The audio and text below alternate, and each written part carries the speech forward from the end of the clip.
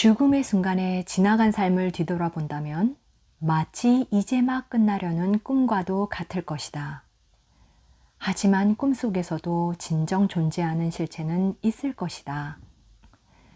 꿈이 일어나는 의식이 있을 것이다.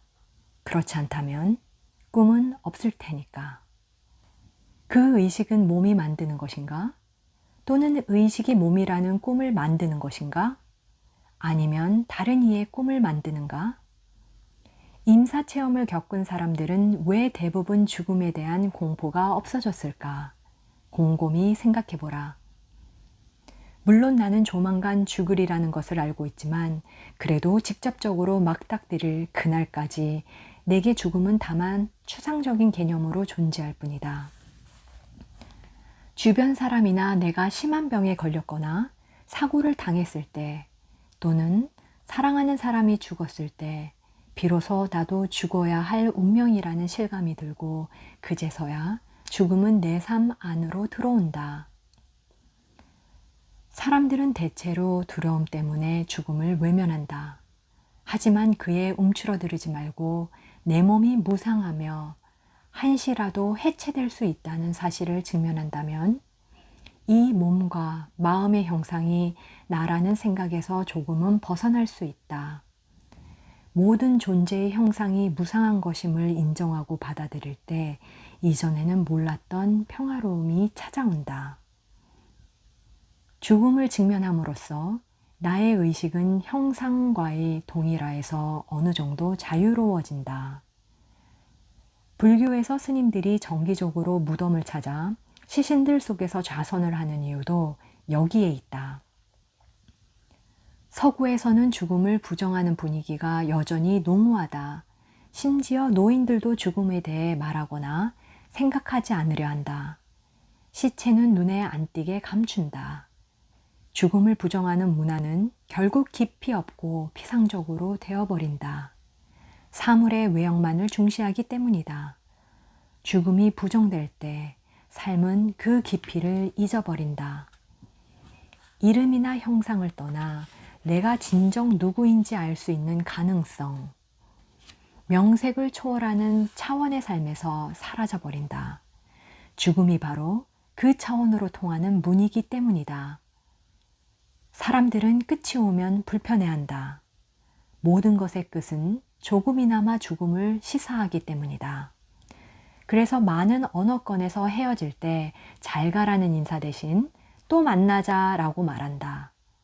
친구들과의 모임이나 휴가가 끝날 때, 애들이 성장해서 집을 떠날 때, 어떤 체험의 끝에 왔을 때 나는 약간의 죽음을 체험한다. 내 의식에 나타났던 하나의 형상이 해체되는 것이다. 그리고 공허한 마음이 남는다. 사람들은 그 공허함을 느끼지 않으려고, 직면하지 않으려고 애를 쓴다. 하지만 삶에서 끝을 받아들이고 한 걸음 더 나아가 끝을 환영하는 법을 배운다면 처음에는 불편하게만 느껴지던 공허함이 어느 순간 깊고 평화로운 내면의 여유로움으로 바뀌는 것을 볼 수 있다. 매일매일 이렇게 죽는 법을 배움으로써 삶의 나를 좀 더 열 수 있다. 사람들은 대체로 자기의 정체성과 자아를 무척이나 소중하게 여기기 때문에 그것을 잃고 싶지 않아 한다. 죽음의 공포가 그토록 심한 것도 그런 마음에 기인한 것이다. 나가 더 이상 존재하지 않을 수 있다는 것은 상상조차 할 수 없는 두려운 일이다. 그래서 이름과 형상이 그 귀중한 나라는 착각, 나의 이야기가 나라는 착각 속에 살고 있다. 그러한 나는 다만 의식의 장애에 생긴 일시적 형상에 불과할 뿐인데 말이다. 그렇게 형상이 나라는 생각만을 하면 진정 귀중한 것은 나의 실체이며 내 안 깊숙이 존재하는 생명이며 순수한 의식임을 알 수 없게 된다. 그것이 바로 내 안에 있는 영원이며 그것만이 내가 잃어버릴 수 없는 유일한 것임을 말이다. 삶을 살다 보면 늘 상실을 겪는다. 재산이나 집, 가까운 사람을 잃어버리기도 한다. 명예나 직업, 몸의 기능을 잃어버리기도 한다. 그렇게 깊은 상실을 경험할 때마다 내 안에 있던 무언가가 죽어버린다. 내가 누구라고 알고 있는 자아상이 점점 작아지고 초라해진다. 방향 감각을 상실하기도 한다. 나는 무언가를 잃어버렸는데 그것을 잃은 나는 그럼 누구지? 무의식 중에 나의 일부라고 동일화했던 형상이 나를 떠나거나 해체되면 극히 고통스럽다. 이를테면 내 존재의 그물망에 횡하니 구멍이 뚫린 기분이다. 내 가슴에도 구멍은 남아있다. 그렇지만 고통과 슬픔을 부정하지도 무시하지도 말라. 고통이 거기 있음을 수용하라. 생각은 상실의 주변에서 서성거리며 나를 피해자로 만들어간다. 두려움, 분노, 원한, 자기연민 등이 내가 맡은 피해자 역할에 수반되는 감정이다. 그러한 감정 지변에 무엇이 있는지, 마음이 지어낸 이야기 뒤에 무엇이 있는지 잘 살펴보라. 내 안의 구멍에 휘몰아치는 공허함을 느껴보라. 그 낯선 공허함을 똑바로 마주하고 받아들일 수 있는가? 수용이 일어나는 순간 더 이상 두려움은 없다. 놀랍게도 그곳에서는 평화로움이 번져나올 것이다. 죽음이 일어날 때, 생명을 담은 형상이 해체될 때, 그 사건이 내 마음에 남기고 간 구멍에는 형상을 여윈 그것, 아직 발현되기 이전에 그것이 빛나고 있다. 그것을 사람들은 신이라 부르기도 한다. 그래서 삶에서 가장 성스러운 것이 죽음이라고 하는 것이다.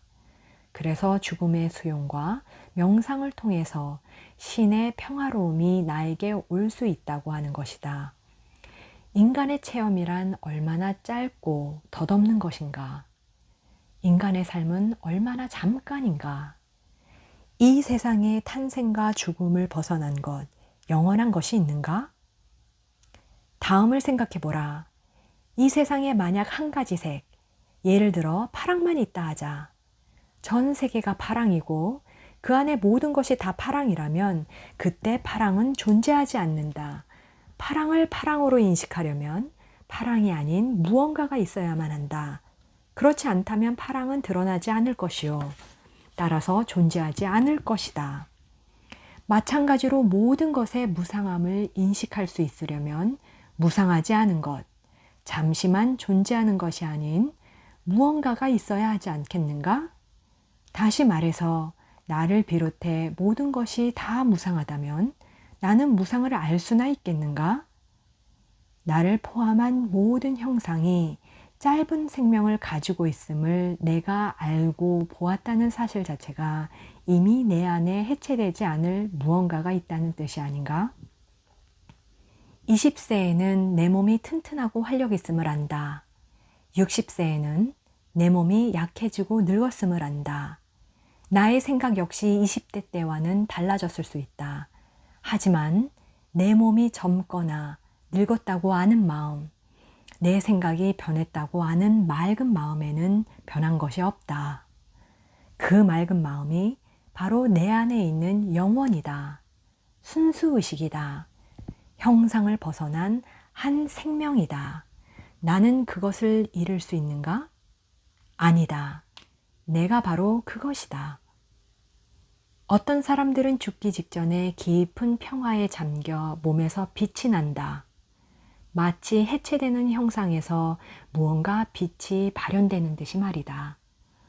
때로 매우 늙은 사람들, 중병을 앓고 있는 사람들이 생의 마지막 몇 주, 몇 달, 심지어 몇 년 동안 거의 투명해진 것처럼 보일 때가 있다. 그들의 눈에서는 광채가 나고 마음에는 더 이상 고통이 없다.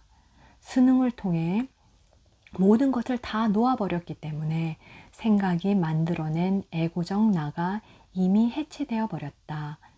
그들은 죽기 전에 이미 죽은 사람들이다. 죽음을 벗어난 무언가를 발견한 사람들만이 갖는 깊은 평화를 찾은 사람들이다. 모든 사고와 재난에는 늘 구원의 가능성이 들어있다. 다만 사람들이 그것을 알아보지 못하고 흘려보낼 뿐이다. 전혀 예상치 못한 죽음이 코앞에 닥쳤을 때 느끼는 극도의 충격은 의식으로 하여금 형상과 나를 동일시했던 과거의 습관을 한순간에 놓아버리게 하기도 한다. 육체가 죽기 직전 마지막 짧은 순간에, 그리고 죽음의 순간에 나는 나를 형상을 벗어난 자유의식으로 체험하는 것이다. 그때 돌연히 두려움이 사라지고 한없는 평화로움이 찾아든다. 모든 것이 다 좋다는 것을 깨닫는다. 죽음은 단지 형상의 해체에 불과함을 알게 된다. 그리고 죽음은 결국 착각에 지나지 않음을 깨닫는다. 나의 몸이 나라고 생각했던 착각. 죽음은 현대 문화가 믿도록 강요하는 것처럼 그렇게 이례적인 일도, 가장 끔찍한 일도 아니다. 죽음은 세상에서 가장 자연스러운 일이며 그 반대인 탄생에서 분리될 수 없는 것이다. 죽어가는 사람 옆에 있을 때 이를 잊지 말라.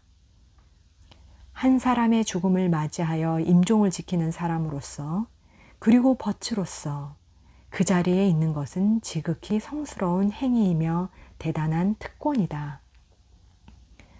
죽어가는 사람과 함께 있을 때 다가오는 어떤 체험도 부정하지 말라. 지금 일어나고 있는 일을 부정하지 말고 느끼고 있는 감정도 부정하지 말라. 내가 사자를 위해 아무것도 해줄 수 없다는 사실 때문에 무력감이 들고 화가 나고 슬플 것이다. 그 느낌을 받아들여라. 그리고 거기서 한 걸음 더 나아가라. 내가 할 수 있는 일이 아무것도 없음을 받아들여라. 완전히 받아들여라. 나에겐 통제권이 없음을 받아들여라. 체험의 매 순간에 깊이 순응하라. 죽어가는 이가 체험하는 고통과 불편함뿐 아니라 거기 수반되는 나의 감정에도 순응하라. 그렇게 순응한 의식 상태, 그리고 그와 함께 오는 고요함이 사자에게 큰 도움이 되고 죽음으로의 전이를 용이하게 해준다. 말이 필요하다면 내 안에 있는 고요함에서 나올 것이다. 하지만 말은 다만 보조적 역할을 할 뿐이다. 고요함과 함께 축복이 온다. 평화로움.